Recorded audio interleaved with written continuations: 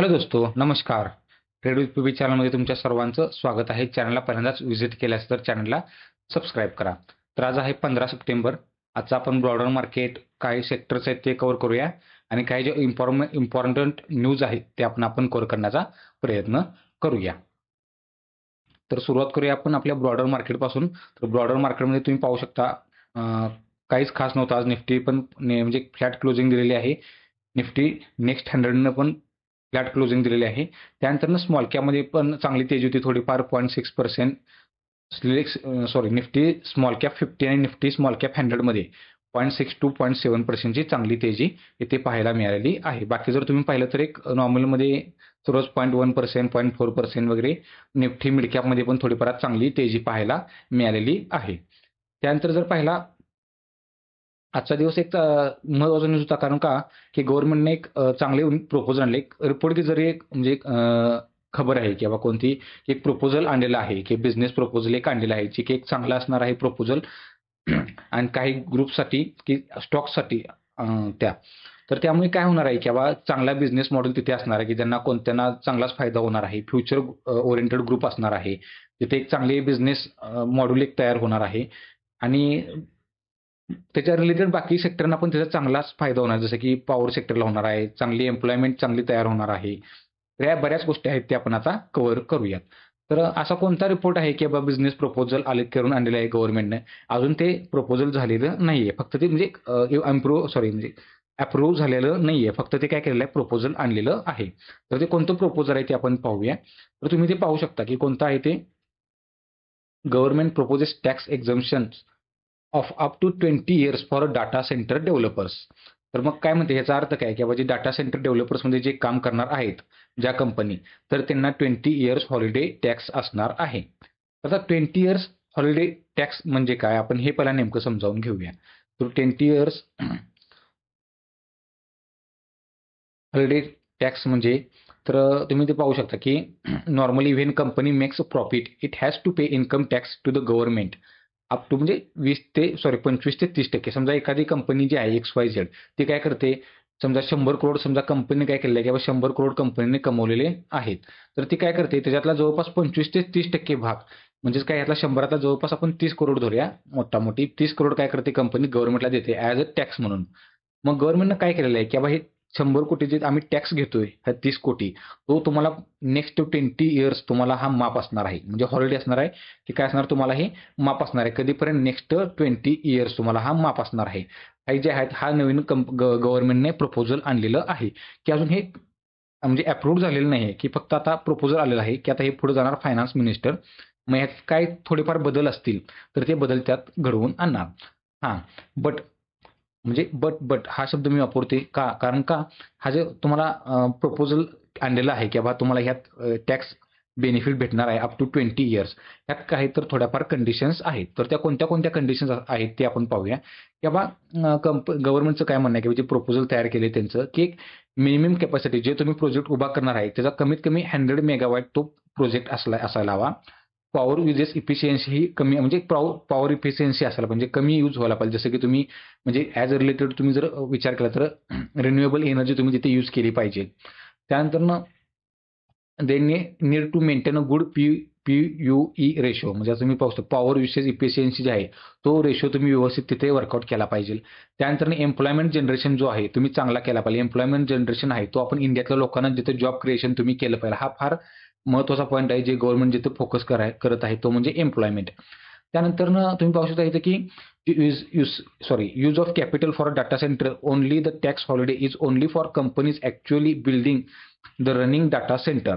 जे running data centre जे काम करणार आहेत तर त्यांनाच तो ह्याचा फायदा होणार आहे. आणि काय होणार की हा जो तुमचा जो पूर्ण तुम्ही आता जे त्यांनी हे काही कंडिशन्स आणलेले आहेत त्याचं तुम्ही म्हणजे सर्टेन टाईमनुसार म्हणजे तुम्ही त्याचं एकदम सारखं गव्हर्नमेंटला त्याचं तुम्ही रिपोर्टिंग करत राहायचं आहे. हे काहीतरी त्यांनी लावलेल्या ज्या आहेत त्या कंडिशन्स आहेत. मग ह्या कंडिशन्स व्यतिरिक्त अजून काही कंडिशन्स लागू शकतात का? हे आता पुढं जेव्हा फायनान्स मिनिस्टर हे ठरवतील की बाबा जे प्रपोजल जेव्हा ते देणार आहेत की कोणते अजून त्यांना टॅक्स अजून कोणते काही त्यात म्हणजे हे ॲड करावे लागतात का कंडिशन्स का आणि काय त्यात थोडेफार बदल करावे लागतात का? तर हे पाहणे गरजेचं आहे. तर हे जर पाहता तर आपण डाटा सेंटर म्हणजे जर पाहिलं तर आपण डाटा सेंटर म्हणजे काय नेमकं किंवा डाटा सेंटर म्हणजे हा असा पॉइंट आहे की बाबा जिथे सर्व डाटा वगैरे जे आपण ॲप वगैरे ते माहिती वगैरे स्टोरेज असते, तर हे सर्व तिथं स्टोरेज असतं. तर मग गव्हर्नमेंट स्वतः का उभा करत नाही, की असं दुसऱ्यांना का म्हणजे प्रोत्साहन करतंय, की बाबा त्यांनी ते एवढं 20 इयर्स टॅक्स एक्झम्पशन देत आहे. तर इथं गव्हर्नमेंटचा फायदा की बाबा की एक तुम्ही पाहू शकता इथे एक पॉइंट आहे, data centre is very costly to build. कारण का तिथे लँड, इलेक्ट्रिसिटी, कूलिंग्स आणि सर्व्हर जिथे तुम्ही कूलिंग सर्व्हर जे म्हणता, तर तिथं काय असतं एक HVAC म्हणून हे आहे म्हणजे सिस्टम आहे त्यांना, ती तिथे फार कॉस्टली असते जिथे.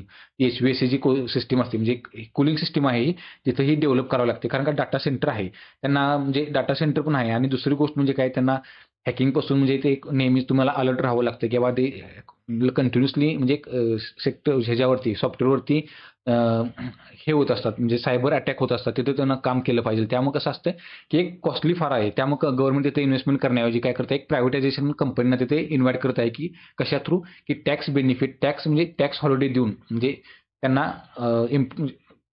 हे करण्याचा प्रयत्न करत आहे, की अट्रॅक्ट करण्याचा प्रयत्न करत आहे ते. आणि दुसरं म्हणजे काय to encourage the company to invest in India, create a jobs आणि गिव्ह अ टॅक्स हॉलिडेज. म्हणजे काय करते आता कंपनीला काय करते एन्करेज करत आहे, की बाबा तुम्ही टॅक्स म्हणजे एन्करेज पण करत आहे. तिथे तुम्ही त्यामुळे काय होईल एम्प्लॉयमेंट पण म्हणजे जॉब क्रिएट्स पण होतील आणि कशामुळे मग आणि गव्हर्नमेंट त्यांना काय करणार आहे, की बाबा एक टॅक्स हॉलिडे एक्झम्पशन पण देणार आहे, की जेणेकरून दोघांना पण त्याचा फायदा होईल. आता हे झालं आपण म्हणजे गव्हर्नमेंट काय इथं प्रपोज असे आणत आहे, हे पण आपण पाहिलं. तर आता यात कोणते-कोणते स्टॉक्स आहेत जे इथे ह्यात काम करतात ते पण आपण पाहूया. तर पहिला सुरुवात आपण करूया, की बाबा कोणते-कोणते स्टॉक्स आहेत त्यामध्ये तुम्ही पाहू शकता इथं एक अनंतराज कंपनी म्हणून एक आहे. अनंतराज लिमिटेड जी इथं कंपनी करत आहे काम, ती आज जवळपास तुम्ही पाहू शकता, की जवळपास आज 11% जवळपास कंपनीमध्ये तेजी होती. त्यानंतरनं रेलटेल ही बाबा ही पण कंपनी आहे. ही टेलिकम्युनिकेशनमधलीच कंपनी आहे, जी रेल्वे सेक्टरमध्ये खास करून काम करते. इन्फ्रास्ट्रक्चरमध्ये पण काम करते रेल्वेसाठी वगैरे, जसं की बिल्ट वगैरे करणे, काही फार ऑफिस वगैरे बिल्ड करणे किंवा असं म्हणजे मॉडर्न जे ऑफिस आहेत ते बिल्ड करणे, त्यांना कम्युनिकेशन्स प्रोव्हाईड करणे यामध्ये काम करते. मग ही कंपनी डाटा सेंटरमध्ये पण काम करते. त्यानंतरनं कंपनी आहे ओरिओन प्रो म्हणून कंपनी आहे. ती पण कंपनी डाटा सेंटरमध्ये काम करत आहे. हे झाला आपण पॉइंट कोणता, की बाबा बिझनेस प्रपोजल कोणता नवीन आणलेला आहे गव्हर्नमेंटने आणि त्याचा फायदा कसा होणार होणार आहे कंपन्यांना आणि हे प्रपोजल फक्त आणलेलं आहे. आता सध्या सॉरी. हे प्रपोजल फक्त आणलेलं आहे. आता हे जाणार फायनान्स मिनिस्टर यांच्याकडे. मग त्यानंतर ते काही बदल असतील, तर त्यात ते बदल करणार आणि हे म्हणजे एक उडती-उडती खबरच आहे, की तुम्ही म्हणू शकता, की रिपोर्ट के जरिये खबर आहे, की इथून पुढे अजून थोडंफार ते फायनान्स मिनिस्टर ह्यात काय बदल करतील, त्याच्यावर लक्ष ठेवणे फार गरजेचं आहे.